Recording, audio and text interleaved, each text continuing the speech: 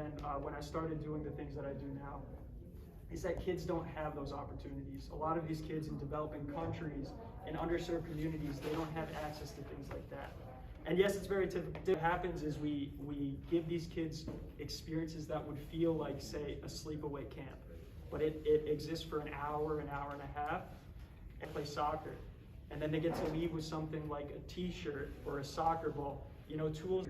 50 countries now that we've run free programs in. These kids don't have to pay anything to participate. And so they come here, they interact with friends, they learn a sport, they learn values that carry it into their everyday lives, and then they leave with something positive to kind of, to signify that experience, that memory. And it's really cool because a lot of times, you know, I go and I meet with these kids again 3 years later, 2 years later, and they're like, I still have the soccer ball you gave me. I sleep next to it, it's right next to my pillow, it still has your signature on everything, it's in perfect condition. And so it's just really cool because these kids, they cherish these experiences, and I try to give them experiences that they enjoy and that mean something to them. So, 50 countries, 5 continents, I've probably worked with about almost 6,500 kids, and these are kids who come from any situation, any circumstance you guys can think of, literally any walk of life. And that's what we wanted to do. You know, we were out here trying to use soccer as a platform to help other people. And when you want to help other people, it's about, you know, I was talking about parents and, you know, like what do I want this group to get out of this experience, this talk with them? And the truth is, we had groups like this when I was growing up, but we didn't have speakers like this. We didn't have experiences like this. And because of that, I didn't know that things like this were possible. And so I was never exposed to it. And I think that's really important. And it's something, it's a lesson that I try to kind of show to the kids that I work with through what we do, is that it's so much easier to become something if you've been exposed to it, if you see it. Because, you know, it's just like, oh, we see things on TV, we see things in our everyday lives, and it makes us believe that we can do it and we can be it. And I guess we didn't really have that when I was growing up and when I was coming through. You know, our group was called Rise Above, and we didn't have a speaker series where people would come in and say, you know, this is what I do and you guys can do it too. And so that was part of what I wanted to do. And what I'd like for you guys to take out of this is that these things are very possible. They do take a lot of hard work, a lot of effort, a lot of dedication, all this stuff, but they are possible. And so everybody's so focused on, you know, this is the box that we want to put you in. This is what you're going to go to school for. Then you're going to go and you're going to get a job and maybe start a family, all this stuff, not knowing that there's opportunities all around us to do something like this. And it can start so small. And this seems very big and very complex, but it doesn't have to always be like that. And you know, the world, like, we need people doing things like this. We need kids doing things like this and inspiring other kids to do things like this, where it's literally just making the world a better place. And that's really all it is. That's all it takes. And so, kind of to start, like I said, I was in the same exact shoes that you guys were in. From a show of hands, do you guys know exactly what you want to do when you grow up? This is a judgment-free zone. Wow, good for you guys. And not quite yet? That's completely fine, man. So listen, when I was here, when I was in Rise Above, when I was, you know, maybe 13, 14 years old, I had no idea. You know, I was sitting here and it's really tough because there were a lot of people who they knew exactly what they wanted to do. My brother's known he wanted to be a pilot since he was like 3. You know, this guy, every single Halloween would go as a pilot. He even had his own little plane and everything. And it's really tough. And it's easy to find yourself kind of a shadow when you see something like that. And so I want you guys to know that if you know exactly what you want to be right now, that's great. If you don't, that's cool too. You're going to figure it out. It took me until I was 23 to figure out what I wanted to do, who I wanted to be, and what I wanted to contribute to the world. And there's a lot of people who they don't find that for their entire lives. So, you know, I just encourage you, if you know what it is, chase it, follow that. If you don't, you're gonna find it, you're gonna be okay. And that's really all I can tell you about that. So this is the, I do have, I think, a little note card, but this is it for my speech. This is all I got. So I am going to share with you guys the framework and kind of the main things that I've learned and the main things that have helped me as I ended up creating this whole charity aimed at helping children all over the world.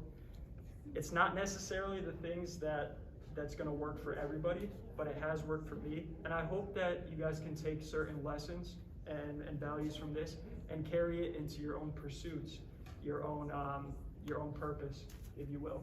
So let's see. The first thing is to be intentional. You guys know what that means, intentional? Kind of? Yeah, for the most part. What I mean by that is when you know what you want to do.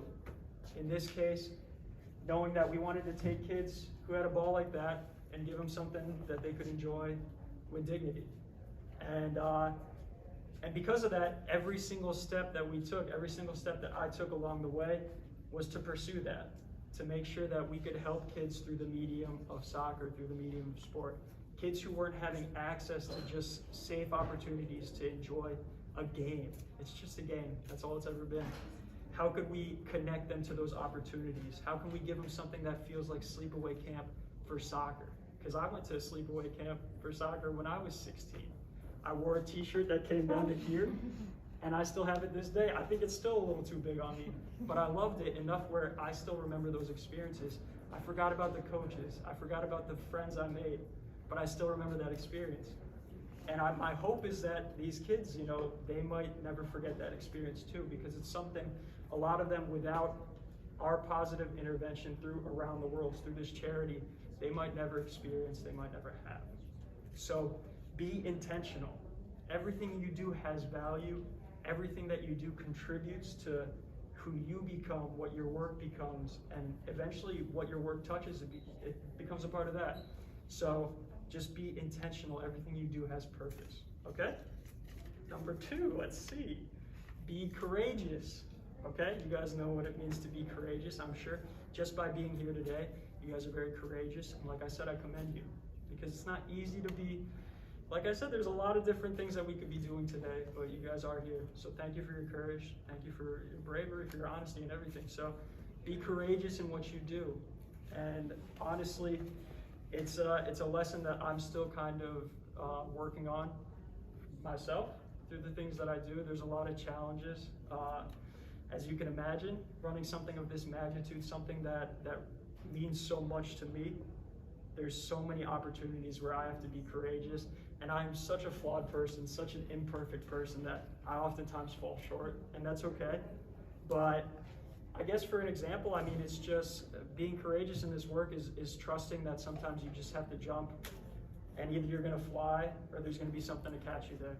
And that's since the start. I mean, we're sitting here talking about we wanna build this charity where we go to all these different underserved communities, which is gonna take airfare. It's gonna take money for soccer balls, for travel, for food, for lodging, for all this different stuff. And that's just to get there. And so knowing that there was all these things that we needed to make what we do possible. And I think back in 2015, 2016, when we first started, we created a bank account and it had $300 in it. All right, I'm not gonna tell you guys how much money we have now, but it's a lot more than 300. But if anybody ends up pursuing business, this is a terrible business model. All right, you have $300 in the bank, you can't even pay for a plane ticket, okay? And so a lot of it was just being courageous, being just trusting, trusting that if you believe in the work that you're doing, other people will buy into that progress. And all these kids, they're work in progresses too. So the third thing is to be compassionate. Be compassionate. Any ideas? You can say it from your own experience. Yeah, anything? Raise a hand? No? Come on, guys, audience participation. To understand others' experiences and act in a way that gives them gives them the benefit of the doubt kind of. Yeah, 100%. Yeah, to trust people at face value and who they are. Yeah, just to understand them. 100%. That's a great answer. So thank you. To be compassionate, it means to be empathetic. It means to never judge someone without kind of putting yourself in their own shoes, which is very challenging, and it's doubly challenging. Kind of, you guys know, I went through that list of the experiences that a lot of these kids have been through, and it's so hard to put yourself into those shoes because honestly, it's things that it would rate insanely on like the trauma scales and all that, because it's experiences that no child deserves to go through. And because of that, a lot of these kids, they've been forced to grow up at an exponentially faster rate than any of us, because I'd hope we've been fortunate to have positive experiences, positive mentors in our lives, whereas these kids, a lot of that is lacking, a lot of it is missing. So the most important thing was to be compassionate and to sit here and not judge, and to just treat kids as you would treat anybody, as you would treat a family member, a friend, and to just go into this experience with an open mind. And it's really cool because these kids, you give them 100%, and kids, you guys know better than anyone, kids, they can tell when you're not being genuine. And so not to be phony about it, just to go in and say, hey, listen guys, I'm here for this. It's cool because you go, and let's say I'm running a program in Guatemala, and I'm interacting with these boys and these girls, really focusing a lot of my time with the boys, because Guatemala has this machismo culture where, if a man treats his wife poorly, abuses them, stuff like that, assaults them with physical violence, a boy growing up and viewing that will take that as, this is how I treat other girls, this is how I'm supposed to treat women. So to go there and to be a positive role model without actually knowing it. After our sessions playing soccer with the kids, to open doors and just let them, anybody else go, to sit down for a meal and say, hey, you guys serve yourself and I'll serve myself last, okay? So these are just little things. Because if you go in and you're like, hey, listen, you guys have to do it like this is not, kids will understand you're not being genuine with them. And so just to be myself and to use that as a positive message for kids who really don't have access to positive role models, especially those in male form. So, just to be compassionate and to understand that through the word, because all these kids, they're going through things. Everybody's going through something that we don't know, that we don't understand. So just to try our best to be there, to understand that they're having human experiences, and then just to do what we can to maybe help, or to make them feel validated or included or welcome or joyful. So that's that. Let's see, number 4. So it's a list of 5. We have 2 more left if anybody's keeping count. Very cool. The 4th one, which is definitely the opposite of what I did at the beginning of this talk, is to be humble. We're there. I told you guys we'd get there. Just be humble, because I owe this to my parents. My parents did a very good job making sure that we weren't, inflating ourselves, inflating our accomplishments. Is just to understand that whatever you do, it matters, it's important, but be humble about it, and just understand that there's always so much more we can be doing. We could always be doing things better. And because of that, just to understand, you always need to reflect, take a step back, look at the bigger picture. How can we do things better? In this case, how can we change our programs? How can we make sure that more kids feel excited about soccer? More kids feel engaged. And it's challenging, because sometimes, you're working with, let's say I'm working with a group of 25. These kids were 3 years old. It was nearly impossible because they're just little energy bugs. And you're working with 30 kids, and there's one kid in the corner who doesn't want to participate. And maybe, it's tough, because it's like, how do I focus on 29, but I want to focus on the 1 to make sure that they're engaged. And what you do is eventually, by the end of it, maybe this child in the corner who doesn't want to participate, they see their friends, and their friends are having fun, they're laughing, maybe they're sweating a little bit because they're having a good experience. And then next thing you know, they start to creep their way in, okay? And then now they're part of the experience. And so just to understand that there's always things that we can change to make our work more impactful, more valuable to the people that it exists for. And so that's what we're always in the process of doing. And having just ran our 50th country, our programs in our 50th country in Africa, how can we make this a better experience for the kids? These kids, they only speak French.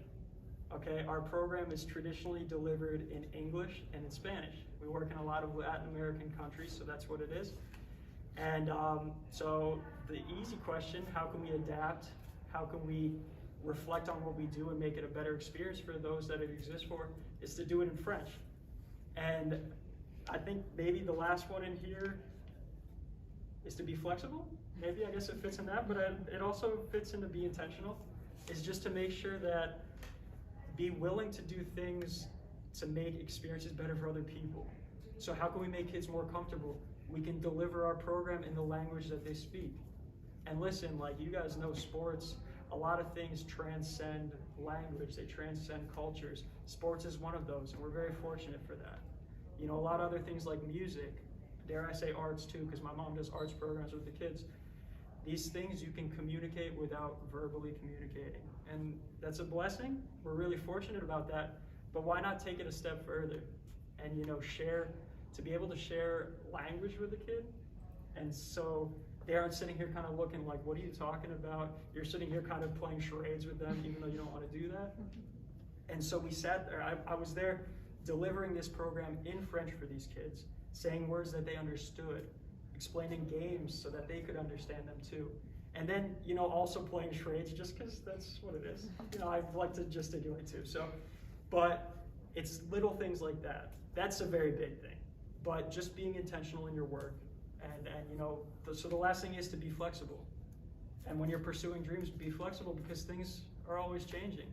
Did anybody think COVID was going to happen 2 years ago? No. So you have to be flexible because everything is always changing. And so that's, like I said, I'm a very flawed person, and I definitely struggle with being flexible. You know, just going back to Africa, that was something where we had a program canceled at the last minute, and then I think reinstated like 5 minutes after, and they were like, hey, we're gonna go do it. And I was like, no, like I already got my mindset that it was canceled. And so, you know, like I said, I fall short all the time. But just to understand that the world is always changing. These communities, we have no control over what happens in them. And so just to be flexible, to understand that at the end of the day, if we're uncomfortable, if there's things that inconvenience us, it's not our reality. These kids, their reality is a lot more challenging than ours will ever be. And so to understand that this is an experience that hopefully will be worthwhile, that matters to them, and is something that, you know, no matter what we have to do, to make sacrifices for the work that we do, so that they can have positive experiences because of it. And so, you know, with those 5 things in mind, it's just, these are little things that can lead you from who we are now to maybe who we want to be in the future. And I thought I might have a whiteboard for this, but who we are and who we want to be, it's not a straight line. It's never a straight line. You're going to go up, you're going to go down, you're probably going to come back around here, and you know, eventually you'll make it there, but you will make it there. And that's the most important thing that I can tell you guys. Having been in your shoes, having not had any idea who I was, and high school is a very tough time. We're all kind of just figuring out who we are, who we want to be, and what our future is going to look like. And I know it's really challenging because a lot of people say, you have to have it figured out now. I don't know, maybe things have changed and that's really not how it is. But a lot of the time it was like, all right, Steven, you know, it's time to apply for college. What are you going to do? And you literally have to plan out your entire future at 18 years old. Oh, I'm getting anxiety about it right now. You know, this was 10 years ago. So it's a very challenging time, but you guys will figure it out. And just find that thing that you're passionate about. Find something that you're good at. And I encourage you, if those things overlap, then you have it made. That's a dream come true. That's something that I feel very grateful and thankful to have found at the age of 23. Like I said, it might seem old, probably seems ancient to you guys, but to find something that you love doing and something that I at least hope and I feel has made a positive impact on the world, on kids that might never have the chance to repay me for things like that, and I don't want them to. It is a dream come true, and I encourage you guys to follow those values, follow those lessons. They work for me. Like I said, they might not work for everybody, but they certainly they have value, and I hope they hold weight. And I wish you guys the best of luck. And I just hope that, any of these stories, any of these lessons, they can be a testament to what you guys can accomplish. And that's the biggest thing that we try to teach in our programs, is that these kids, they can do whatever they want. And it's really tough. They come from communities where a lot of people tell them that they can't dream. You don't have the money to dream. You don't have the opportunities, the resources. And these kids, they want to be pilots. They want to be meteorologists, believe it or not. And I was like, I didn't even know what a meteorologist was when I was your age. And it's amazing, and their dreams are pure, their dreams are innocent, and they exist for the purest of reasons. Somebody wants to be a pilot not because they know that pilots make $300,000 a year. They want to be a pilot because they want to take loved ones from one place to visit loved ones in another. And so just knowing that, dreams exist, dreams are possible, and dreams are important. So just hold those tight, hold those dearly, and you guys can do anything that you set your mind to. Hopefully it involves charity. That'd be really cool.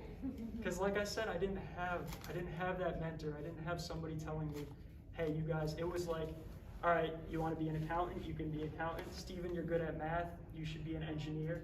I'm sure that's probably still how it goes. Math and science, you should be an engineer. So knowing that maybe there's a chance that I could be that person who says, when I was 23, I started my own charity, and this is what we did. Hopefully it made a positive impact on the world, positive impact on the life of just one other person, and hopefully it motivates other people to do the same. Because the world will only get better.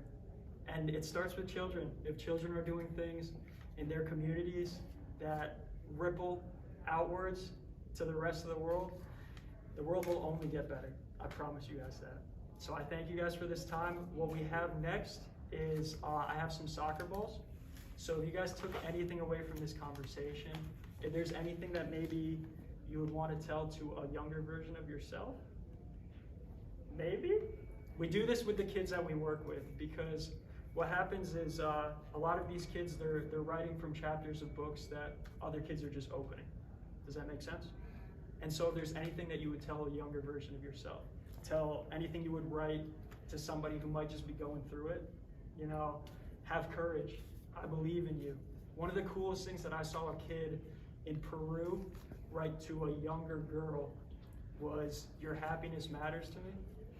And it makes me want to cry talking about it, but these are messages that hold a lot of weight for the kids that we work with, kids who don't oftentimes have positive affirmations, messages like that.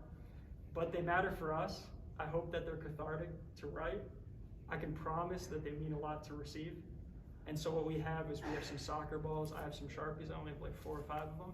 If you guys can write messages, we have a small group, so I think everybody will have their own soccer ball, but will not have their own Sharpie. I apologize about that. But if you guys want to just decorate those balls, and what I'll do in the future is hopefully I'll have some photos of the kids receiving those soccer balls. And what we're trying to do is just create bridges, because it almost seems crazy to think that kids here, we're in Hebron, right? Is that where we are? Yeah, sorry guys. I just put it in Google Maps and got here. All right, we're in Hebron. To think that those soccer balls could be received by kids in Africa, in Mexico, in Colombia, in Peru, all these different places. So to create bridges between 2 lives that might have never, ever crossed.